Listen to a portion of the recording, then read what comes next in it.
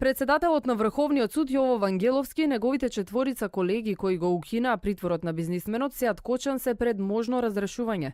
Судскиот совет ги известил дека на седница ќе се утврдува нивната одговорност и дали постапиле совесно и согласно законите. Судијата Џемали Сеити потврди дека бил дел од Врховната петорка која ја донесе одлуката.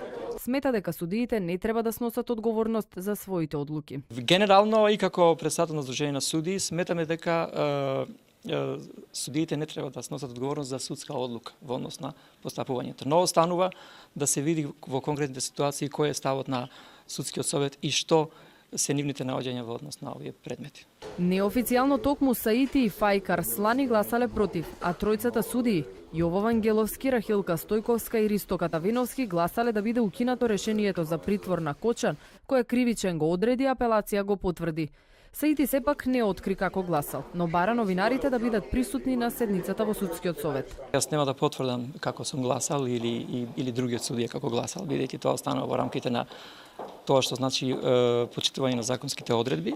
Што се однесува до мене нема никаков проблем, но бидејќи ќе се разговара за барање по однос на повеќе судии, не знам како ќе биде ставот на останатите судии. Значи јас сум секогаш отворен и немам што да кријам. Вангеловски не одговори на телефонските повици. Председателот на судскиот совет Зоран Караџовски со месеци не ги споменува ниту имињата, а ниту предметот за Кочан и се повикува на тајност на постапката.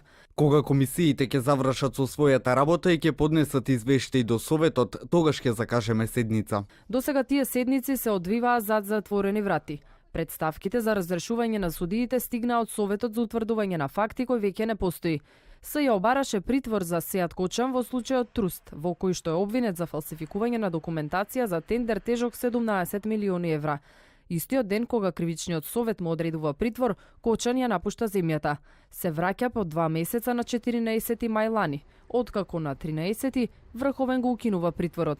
Вангеловски тогаш тврдеше дека СЈО не дале докази дека Кочан го сторил кривичното дело.